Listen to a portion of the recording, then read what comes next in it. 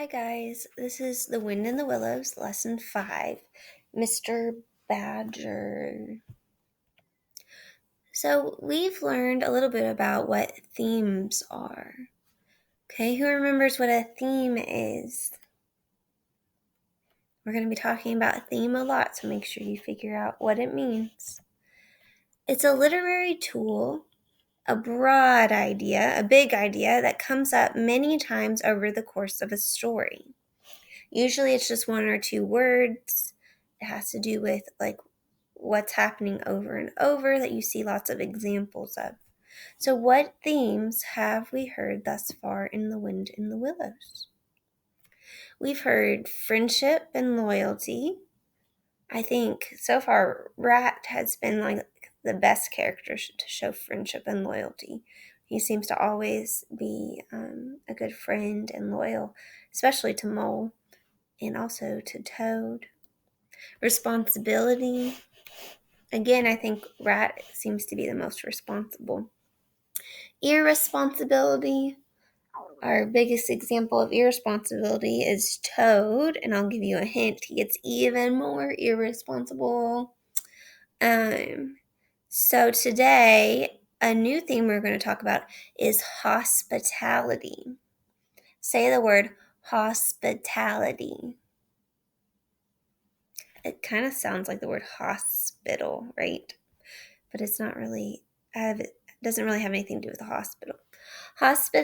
Hospitality is treating guests well and being warm, welcoming, and friendly towards them. A hospitable person is someone who is very attentive to their guest or friends' needs. Think of any examples of hospitality demonstrated in the story thus far.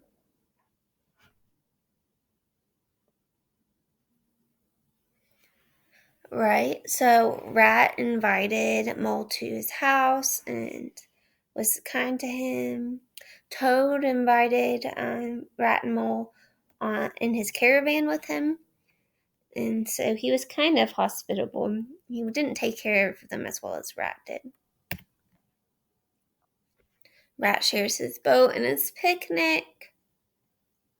Okay, so there's a few examples of hospitality. If you were inviting a friend over to hang out at your house, you might offer them a drink of water and a snack and make sure that they have everything they need, and that means you're showing them hospitality. So describe what you see in this image. This illustration was the last one that we saw in our last lesson. What do you see?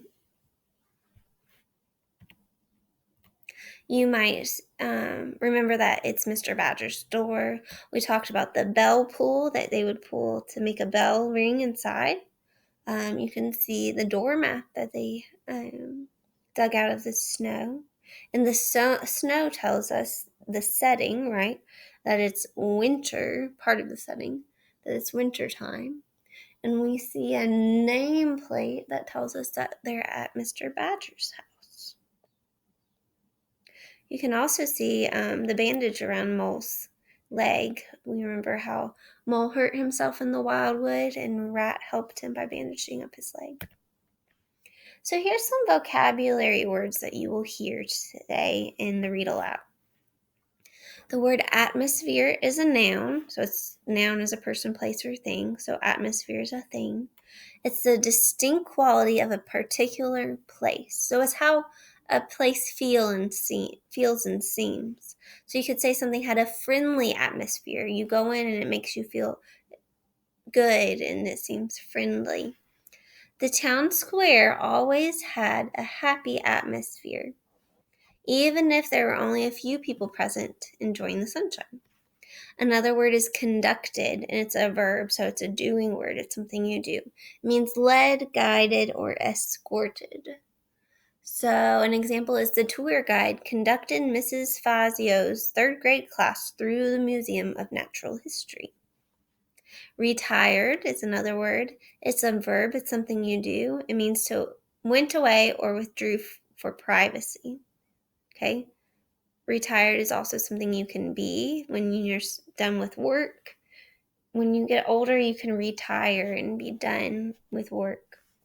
An example is Joe retired to his room so he could study without the distractions of his younger brothers. Then we have the word summoned. Summoned is a verb, it's something you do. It means signaled, beckoned, or called. When the students were summoned at the end of recess, they stopped their play and formed a single line to return to the classroom. And then our last word is thoroughly. And it's an adverb, so it means it describes a verb completely and totally. Gianni thoroughly read the chapter in her social studies textbook so she wouldn't miss any important details. Thoroughly. All right, so far in our story, we started at Mole's house. That was our first setting. Then we went on the river with Rat and his boat. Then we went to Rat's house. Then we went on to Toad Hall. Then we went on the open road with Toad. And then Mole went into the wildwood, and then Rat followed him into the wildwood.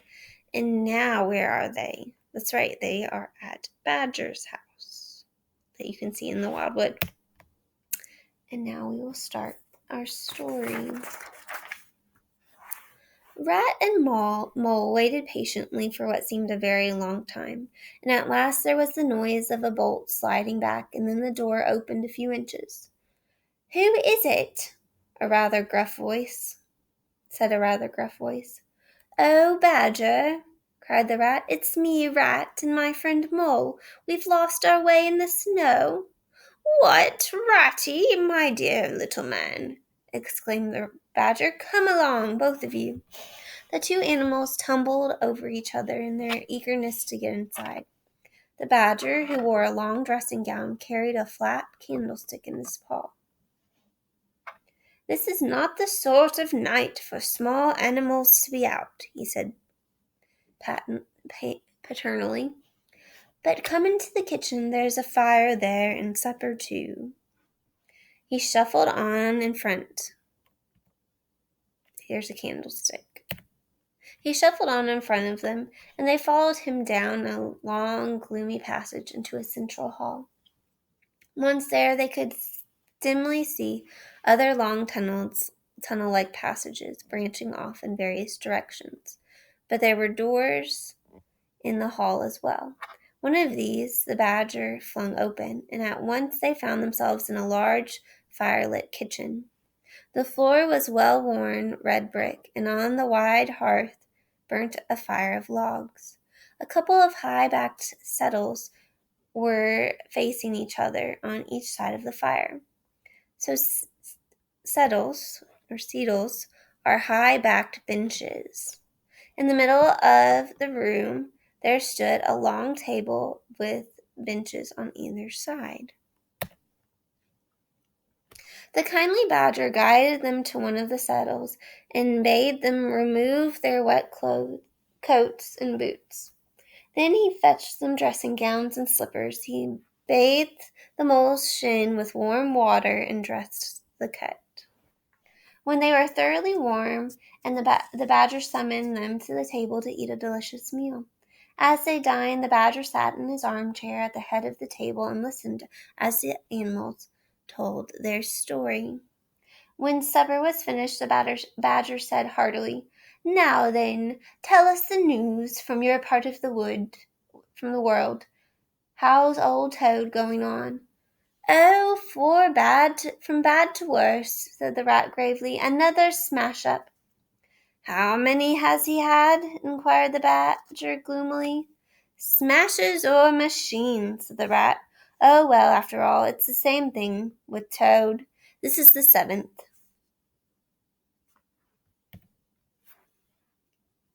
"He's been in the hospital 3 times, put in the Mole. "And as for the fines he's had to pay, it's simply awful to think of." "Yes, and that's part of the trouble," continued the Rat. "Toad's rich, we all know, but he's not a millionaire. He's either be killed or ruined." So ruin means Toad will lose all his money. Badger, we're his friends. Oughtn't we to do something? The Badger thought for a while. Now look here, he said at last. Of course you know I can't do anything now. His two friends agreed, quite understanding his point. No animal, according to the rules of animal etiquette, is ever expected to do anything heroic during the off-season of winter. So etiquette means having good manners. In other words, animals with good manners do not expect each other to help or act like heroes during the harsh winter season, because certain animals, like the badger, hibernate during the winter. Very well, then, continued the badger, but when once the year has really returned, if not before, you know. Both animals nodded gravely. They knew. Well, then, went on the badger, then we'll bring Toad back to reason. Well, you're asleep, Rat? Not me, said the rat, waking up with a jerk. He must be tired. He's been asleep 2 or 3 times since supper, said the mole, laughing. He himself was feeling quite lively. Badger's house suited him and made him feel at home, whereas the rat, who slept every night in a bedroom beside a river, naturally felt the atmosphere quite oppressive. Well, it's time we were all in bed, said the badger, getting up and fetching flat candlesticks. Come along, you two. I'll show you to your quarters, and take your time tomorrow morning. Breakfast any hour you please. He conducted the two animals to a long room with 2 little white beds in it. Moments later, the 2 white beds contained 1 mole and 1 rat. The 2 tired animals came down to breakfast very late the next morning. When they did emerge, they found a bright fire burning in the kitchen, and 2 young hedgehogs sitting on a bench at the table eating oatmeal. Where have you 2 youngsters come from? Said the rat pleasantly. Lost your way in the snow? Yes, sir, said the elder of the 2 hedgehogs. Me and little Billy here, we was trying to find our way to school and we lost ourselves. At last we found Mr. Badger's house. And there's a picture of a hedgehog. I understand, said the rat.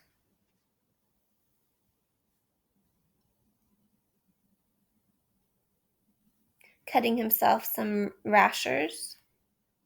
So rashers is sliced portions from a side of bacon, while the mole dropped some eggs into a saucepan.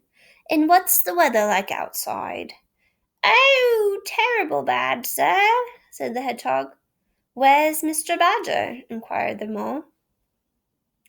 The master's gone into his study, sir, replied the hedgehog, and he says as how he was going to be particular busy this morning, and on no account was he to be disturbed. This explanation, of course, was thoroughly understood. The animals well knew that Badger, having eaten a hearty breakfast, had retired to his study. Once there, he had settled himself in an armchair and was being busy in the usual way at this time of the year. The front doorbell clanged loudly, and the rat sent Billy, the smaller hedgehog, to see who it might be. Presently, Billy returned with the otter. Thought I'd come by I should find you here, said the otter.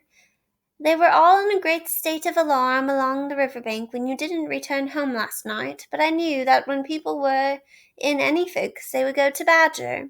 My, it was fine coming through the snow as red sun was rising. I was about halfway when I came across a rabbit sitting on a stump. He told me that Mole had been seen in the wild wood last night.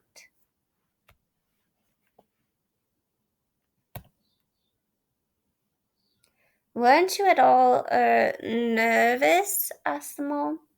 Nervous, said the otter. The otter showed a gleaming set of strong white teeth as he laughed. Never. Here, mole, fry me some slices of ham, and I'm frightfully hungry. So the mole, having cut some slices of ham, set the hedgehogs to fry it and returned to his own breakfast, while the otter and the rat chatted about the river bank. A plate of fried ham had just been cleared and sent back for more when the badger entered. He greeted them all. It must be getting on for lunchtime, he remarked to the otter. You must be hungry. Indeed, replied the otter.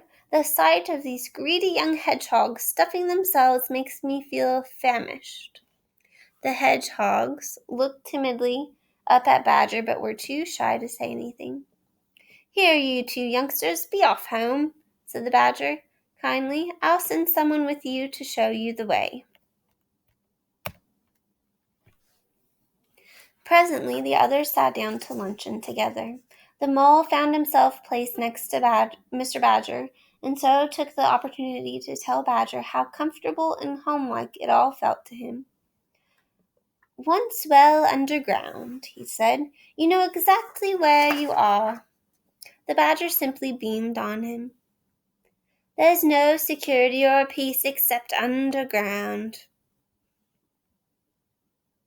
The mole agreed, and the badger, in consequence, got very friendly with him. When luncheon is over, he said, I'll take you round this little place of mine. After luncheon, the badger lighted a lantern and bade the mole follow him. Crossing the hall, they passed down one of the principal tunnels, and the wavering light of the lantern gave glimpses on either side of rooms both large and small. The mole was staggered at the size. How on earth, Badger? He said at last. Did you ever find time and strength to do all of this? It's astonishing. It would be astonishing, said the badger simply, if I had done it, but as a matter of fact I did none of it. You see, long ago, on the spot where the wildwood stands now, there was a city of people. Here, where we are standing, they lived. They were a powerful people and great builders. But what has become of them all? Asked the mole. Who can tell, said the badger. People come, they stay for a while, and they go, but we remain. There were badgers here long before that same city ever came to be, and now there are badgers here again. When they got back to the kitchen, they found the rat walking up and down. The underground atmosphere was getting on his nerves. Come along, Mole, he said as soon as he caught sight of them. We must get off while it's daylight. It'll be all right, my fine fellow, said the otter. I'm coming along with you, and if there's a head that needs to be punched, you can confidently rely upon my punch of it. You really needn't fret, Ratty, added the badger. My passages run further than you think. When you are ready to go, you shall leave by one of my shortcuts. Before long, the badger led the way along a damp tunnel that wound and dipped for a weary distance. At last, daylight began to show itself through tangled growth near the mouth of the passage. The badger, bidding them goodbye, pushed them hurriedly through the opening and hastily made good again with the creepers and brushwood that surrounded it. So creepers are vine, and brushwood is a collection of broken branches and twigs. Badger uses the creepers and brushwood to hide the opening to his home. So, did Mr. Badger show hospitality to Rat and Mole? Where does the theme of hospitality come up in today's read aloud? Give 2 or 3 examples as demonstrated through the characters. How did the characters show hospitality?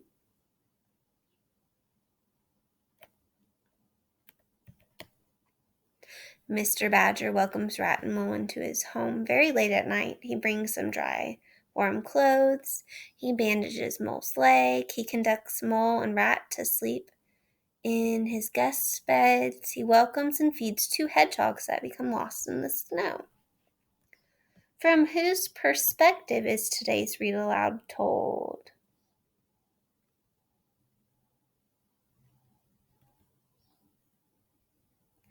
we're back to Mole's perspective. So it's Mole that we're finding out about, and we're learning how he feels about things, and we're following him around. Describe Mr. Badger's home.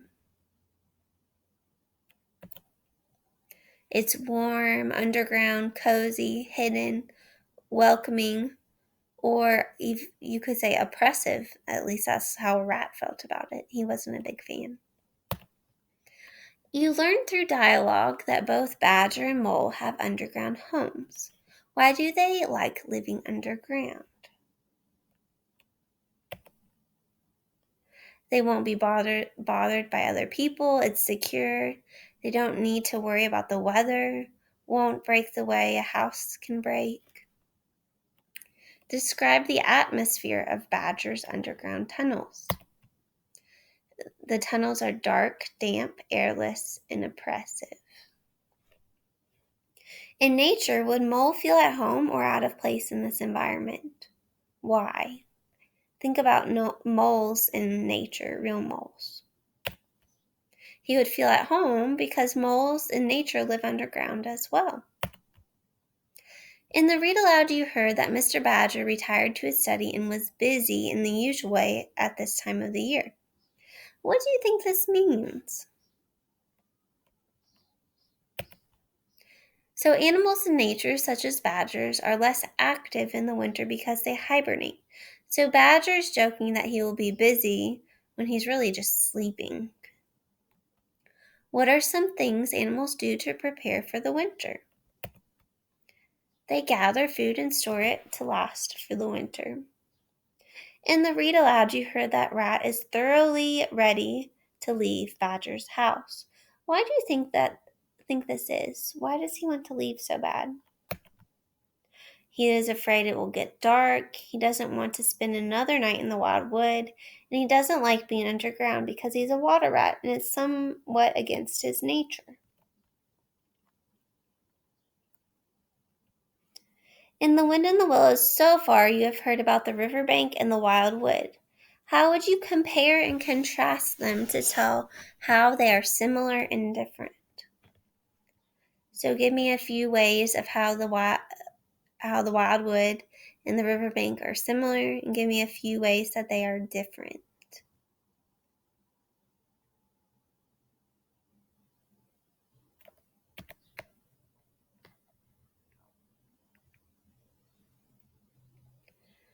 All right, our word for today is summoned.